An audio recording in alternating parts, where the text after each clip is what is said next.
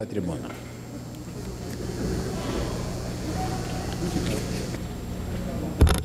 Cumprimento Vossa Excelência, deputado Inocêncio Oliveira, que preside a sessão, senhores deputados e senhoras deputadas.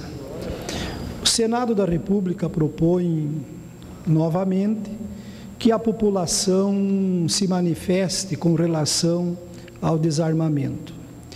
Quero deixar registrado aqui, senhor presidente, senhores deputados, a minha posição sobre esse assunto, até porque, no meu entendimento, a sociedade brasileira ela não pode ser chamada para decidir a cada momento em que haja um fato que traga comoção para a nação, como o fato ocorrido no Rio de Janeiro, o qual todos nós ficamos muito tristes com o episódio ali acontecido.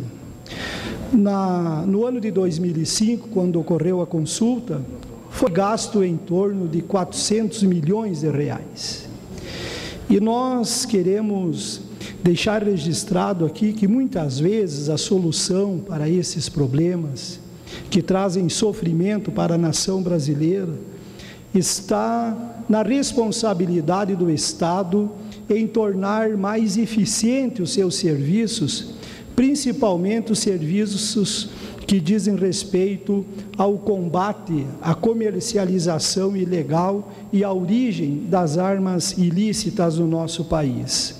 O Estado brasileiro, que tem a responsabilidade de controle e regulação no comércio e produção dessas armas, precisa criar mecanismo para que torne mais efetivo uma ação policial, talvez integrando as polícias, Polícia Federal, polícias militares, também as guardas municipais, primeiro com a realização de uma grande campanha para que estas armas que hoje existem na clandestinidade, elas sejam entregues para o Estado, para que o Estado promova o devido fim para essas armas.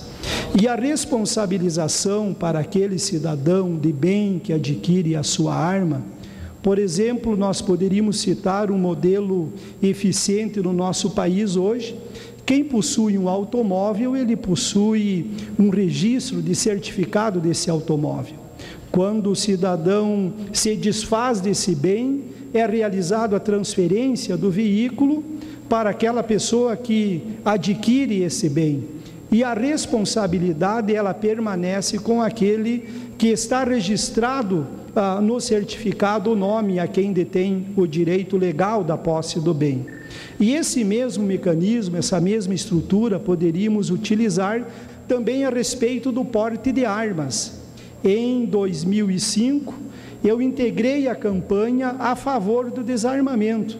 Mas eu penso que a nação brasileira e o Congresso Nacional já têm a ciência que a população já se posicionou sobre esse assunto. Existem outros temas que o Congresso Nacional, a Câmara dos Deputados e o Senado da República está devendo para a população brasileira, e nós poderíamos citar aqui, que é o caso da reforma tributária, a reforma do Código Penal, a reforma política e etc. Tem tantos outros temas que estão se alastrando já há mais de uma década e nós ainda não tomamos uma posição a respeito do assunto. Então, uma decisão unilateral, muitas vezes, de desarmar o cidadão de bem, não é a solução para esses problemas que têm trazido transtorno para a comunidade brasileira. Nós sim precisamos criar mecanismo e coibir e desmantelar com toda a estrutura do submundo do crime.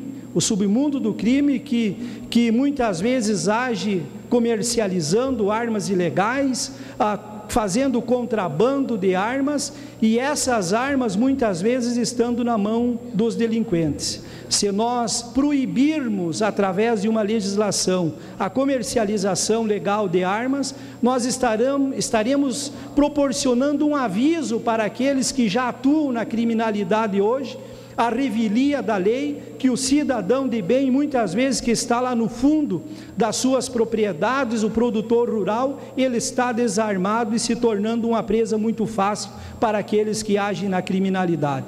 Então, senhor presidente, senhores deputados, tanto o Senado Federal como para concluir, tanto o Senado Federal como a Câmara dos Deputados não pode agir sob efeito da emoção ou de uma situação de comoção nacional. Obrigado, senhor presidente.